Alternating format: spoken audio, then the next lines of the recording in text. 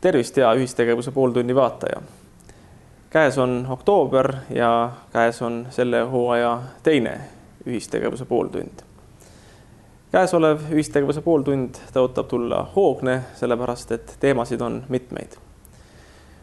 Läheme koos külla Maaelu Edendamise Sihtasutusele Viljandis, soovime neile õnne uue kontorihoone sisseõnnistamise ja avamise puhul. Samuti analüüsime ja vaatame, kuidas edeneb Tartu Hoiu-laenuühistu energiamajanduse projekt Ida-Virumaal Sonda vallas. Selleks teeme mitmeid intervjuusid ja koha peal väikese ülevaate. Samuti on üks hea uudis, nimelt on Tartu Hoiu-laenuühistuga liitunud aktsiaselts Krooning, kõige suurem kodumaine tanklakett, kõige suurem selles mõttes, et seal all on veel mitmeid teisi bensiinifirmasid, kes koos moodustavad suure keti. Aga kuidas täpselt, seda juba vaatame intervjuus. Ning samuti käime ära Tartumaal kursil, kus tegutseb moodne ja aga samas ka vanaaegne jahiloss. Head vaatamist! Septembrikuu viimastel päevadel käis ühistegevuse pooltunni võttegrupp Ida-Virumaal Sonda vallas, et tutvuda Tartu Hoiu-laenuühistu energiahoiustajate ühisel jõul ja nõul kerkiva tuulepargi edenemisega. Esimesena usutlesime Peeter Laglet, kes on seal töödejuhatajaks. Mis tööd siin käivad? Tuulikupargi teid ehitame ja plötse. Tööd käivad meil juba 2 kuud ja natuke pealegi. Millest siin tööd alustada tuli? Kas oli midagi olemas ka või täitsa nullist? Ei olemas küll nüüd midagi ei olnud. Siin oli väike teejupp, kust metsa vist kunagi välja veeti, aga see oli ka kõik niimoodi, et põhimõtteliselt me oleme nüüd selle otsa peal, kus me praegult oleme, siin me kaevasime ikka hulga pinnast välja, 1,80 meeter ja nüüd on tagasi täidetud. Aga edaspidi läheb vist pinnas meil paremaks ja kuivemaks, nii et ei ole hullu. Mis masinatega siin töö käib? Need on meil masinaühistu masinad, millega tööd tehakse. Nii et põhimõtteliselt kõik on enda oma, et rahastamine Tartu Hoiu-laenuühistult ja masinad ka siis masinaühistult. Just, täpselt. Kas bürokraatiaga on ka probleeme olnud? Ei ole väga hullu olnud. Natukene siin alguses, iga asi alguses ikkagi ei lähe nii hästi jooksma kui vaja. Aga üldiselt võib rahule jääda, et on tipp-topp kõik. Millal on siin tee-ehitusega plaanitud siis lõpptähtaeg? Seda on nüüd raske öelda, et meil on tänaseks valmis 1/10, ütleme, natuke rohkem kui 10. Mitu kilomeetrit siin teid tuleb? Kokku tuleb koos platsidega 5 kilomeetrit natukene peale. Kui me arvestame, et selle ajaga me oleme 10 valmis teinud, siis võib enam-vähem arvestada, kui pikalt siin läheb. Aga mitu tuulikuplatsi tuleb siia? Siia tuleb nüüd 5 tuulikuplatsi. Ütleme, kui teed on valmis, mis on siis järgmised tööd sellest? Teed on valmis, eks siis tuleb hakata neid tuulikutele vundamente tegema ja ikka tuulikud edasi panna. Järgmisena saime kaamera ette Harri Raudvere, keda usutles ühistegevuse pooltunni reporter Anton Pratkunas. Räägige palun, mis siin toimub? Siin oleme praegu Purtse tuulepargis ja siin toimub koostöös selliste firmadega nagu Tartu Hoiu-laenuühistu, energiaühistuga ja teise tuulepargi arendajaga ühine arendusprojekt, kus valmib tuulepark. Ja täna oleme jõudnud nii kaugele, et käivad vilkad ehitustööd. Ja nende ehitustööde raames esimese etapina tuleb valmis ehitada teed ja juurdepääsuplatsid, et oleks võimalik hakata rajama tuuleparki selles mõttes, ehitama vundamente, paigaldama tuulegeneraatoreid ja lootma, et see kõik lähiajal ilusti-kenasti tööle hakkab. Kas on mingid kindlad tähtajatel ka ehitusel? Tähendab, ütleme niimoodi, et see sõltub päris mitmest asjaolust. Esimene küsimus on see, et praegu on ikkagi sügis ja talv on tulemas ja me oleme siin tegelikult Eesti mõistes küllaltki karmi kliimaga piirkonnas ja võib juhtuda niimoodi, et talv lõpetab meie tegevuse varem, kui me tegelikult tahaksime, me plaaniksime. Ja sellepärast ongi kõik see mees siin praegu tekil, kõik teevad tööd ja et jõuda külmade tulekuks nii palju valmis teid kui vähegi võimalik, et siis kevadel alustada jälle uue hooga. Ja sellepärast ongi niimoodi, teed, platsid peaksid jõudma nüüd enne külmade tulekut valmis.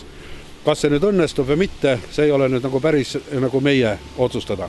Aga mis puutub nüüd selle tuulepargi lõppvalmimise tähtaega. See sõltub ka väga palju Eesti rahvast ja Tartu Hoiulaenuühistu liikmetest, sellepärast et Tartu Hoiulaenuühistust saadud informatsiooni alusel praegu on 90 hoiulaenuühistu liiget koondunud ja pannud oma vahendid, vabad vahendid sellesse ehitusse ja projekti, et siis pärast ühiselt teenida tulu, kui see projekt valmib.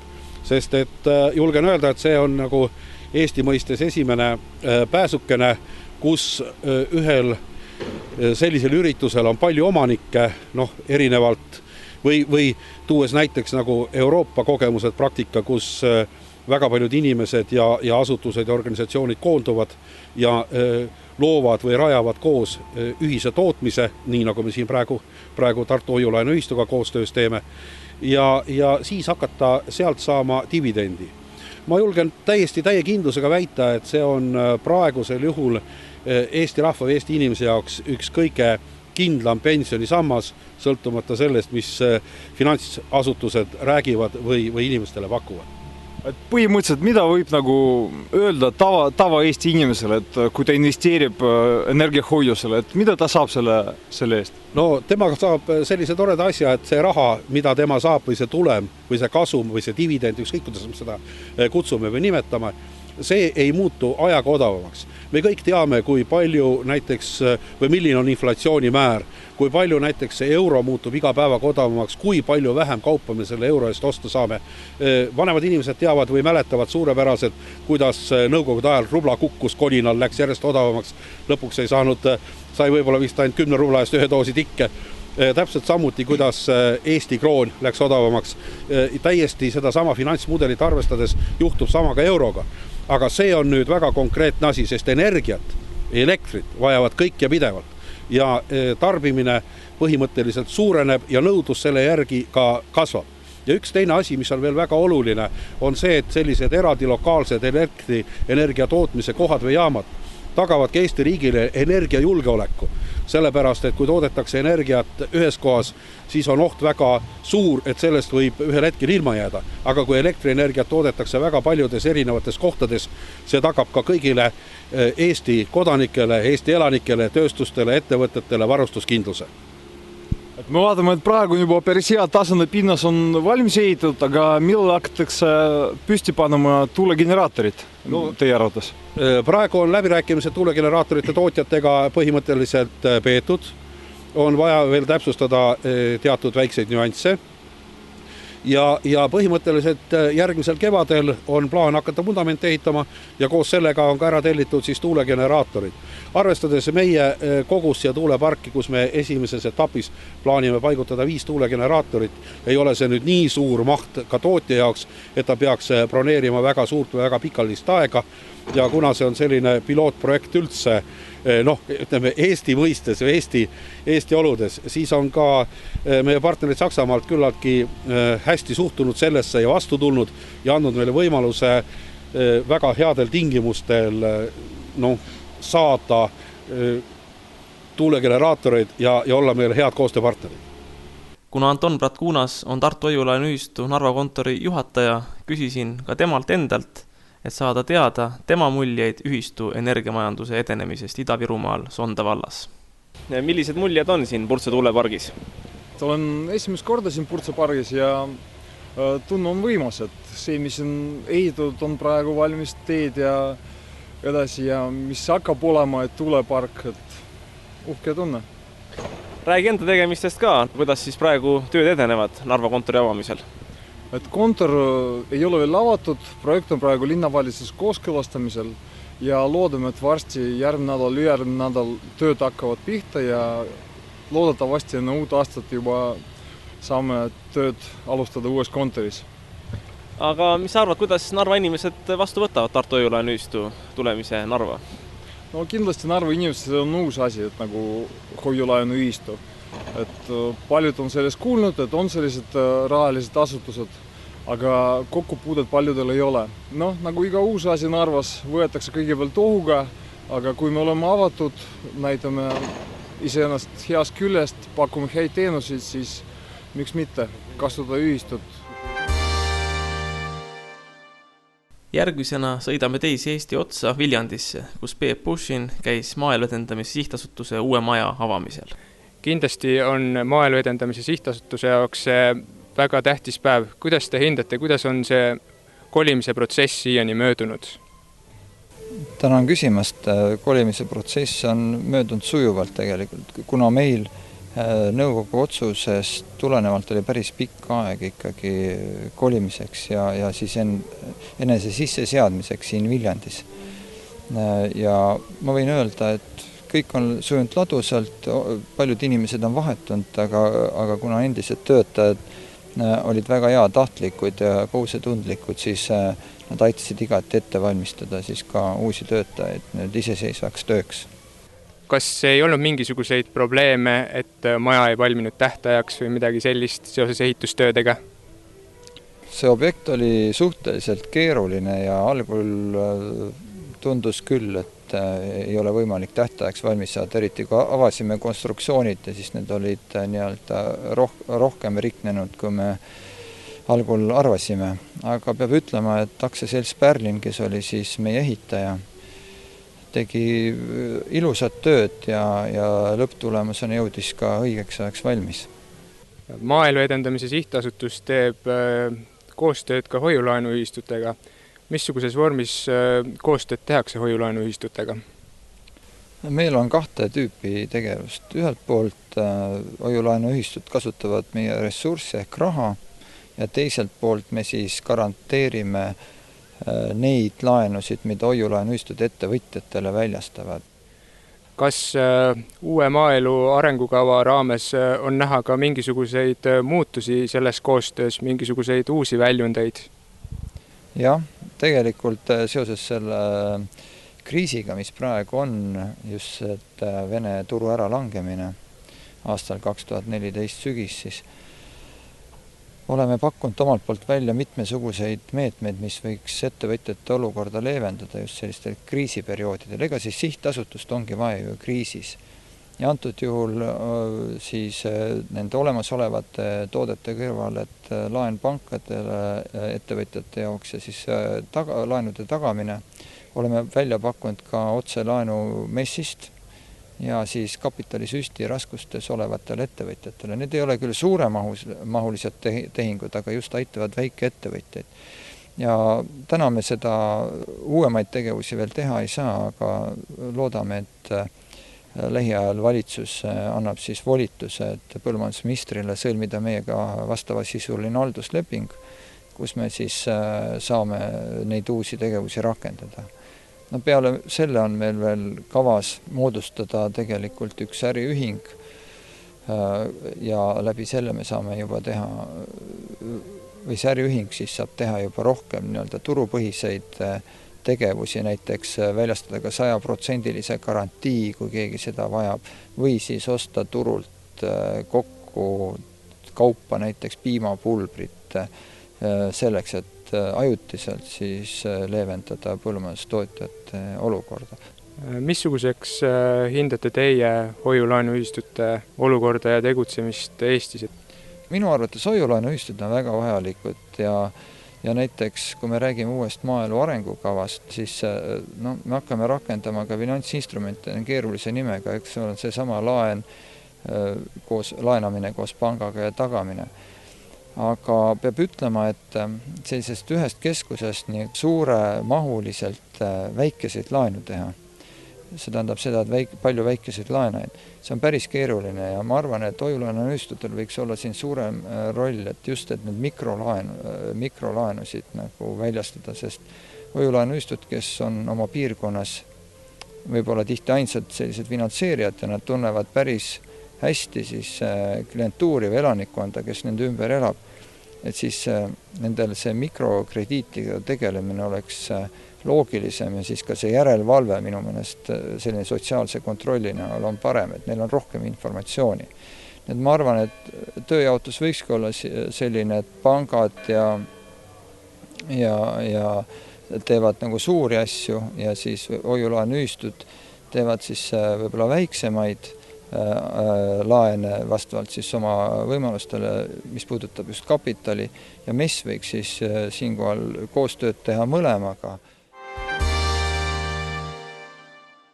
Liigume edasi ühest lossist teise, nimelt külastame Kursi jahilossi Tartumaal. Võib-olla ütled oma sõnadega, kus me praegu viibime? Me viibime Kursi jahilossi peasaalis, Kuningssinises saalis. Ja kuidas see saal siis selliseks on saanud? Ma mõtlen nüüd uuemal ajal. Selle taga on suur töö olnud, 15 aastat. Ja kes seda tööd on teinud? Mina abilistega.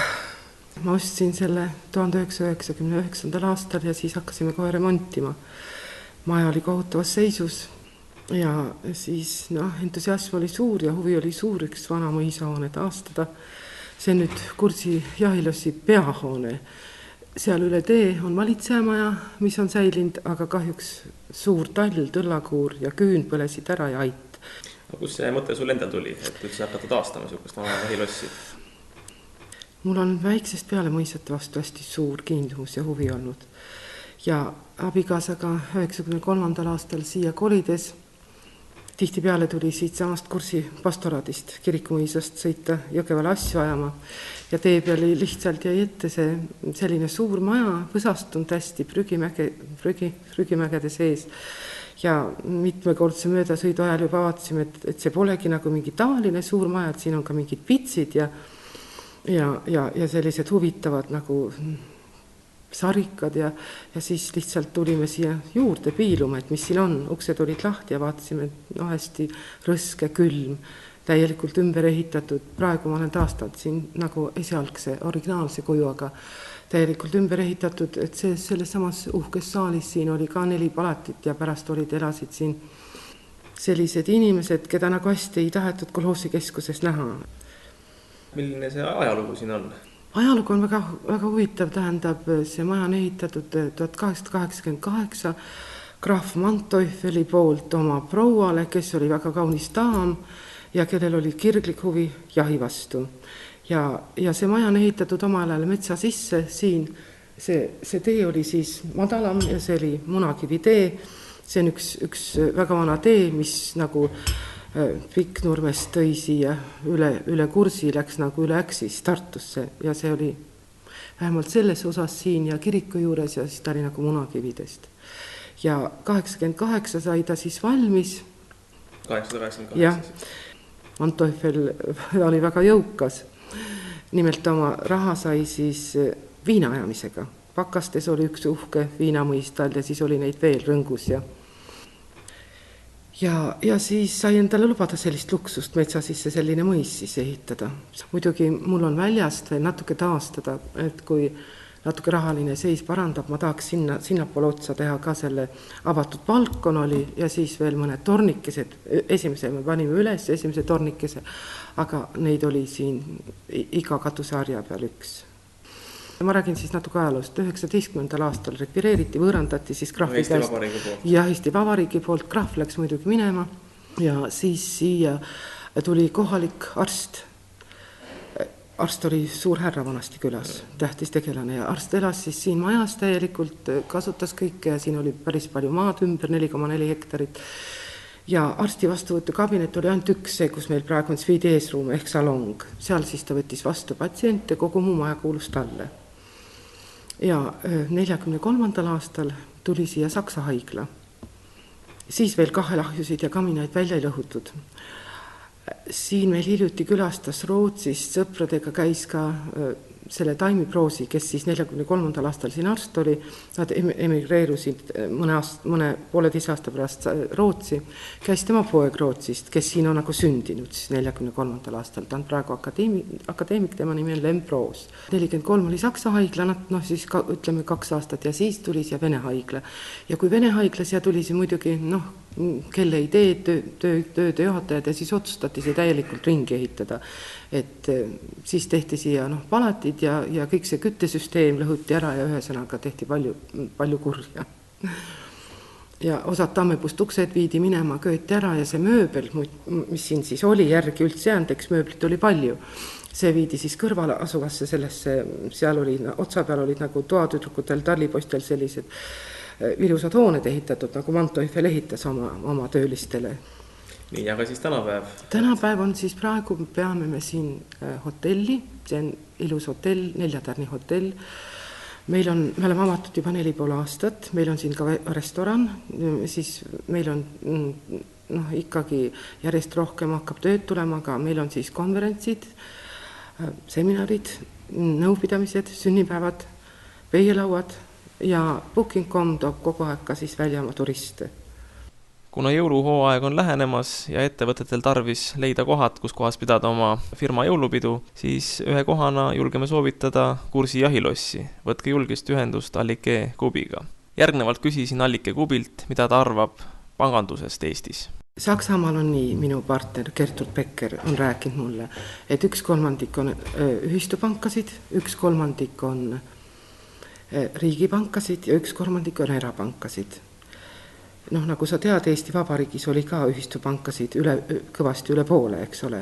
Et siis on nagu konkurents, aga meil praegu Eestis kahjuks on kujunenud selline olukord, kui meil enamus pankasid, ma ei ole protsentuaalselt niimoodi arvestanud, aga ma arvan, et kõvasti üle 90% on erakätes ja see tähendab, et omanikud on välismaal ja kogu meie kasum siis voolab välja ja nende kasum on praegu päris suur, sest odavalt anti laene, pakuti aktiivselt ja kasum voolab välja ja meie jääme sellega järjest vaesemaks. Ja nüüd tuleb omakorda siis uue laine, nagu mina arvan niimoodi, et tuleb uue lainena igati propageerida ka meil ühispankasid, et vähemalt kui riik ei võtta enda alla mingit panka, et siis ühispangad laieneksid nii palju kui võimalik on. Saadet jääb lõpetama hea uudis autoomanikele. Käisime Tallinnas külas Tartu Hoiulaenu ühistu värskel liikmel aktsiaseltsil Krooning, küsitlesime müügijuht Risto Liinatit. Mis ettevõte on aktsiaselts Krooning? Aktsiaselts Krooning asutati 1992. aastal ja firma põhineb täies mahus Eesti kapitalil.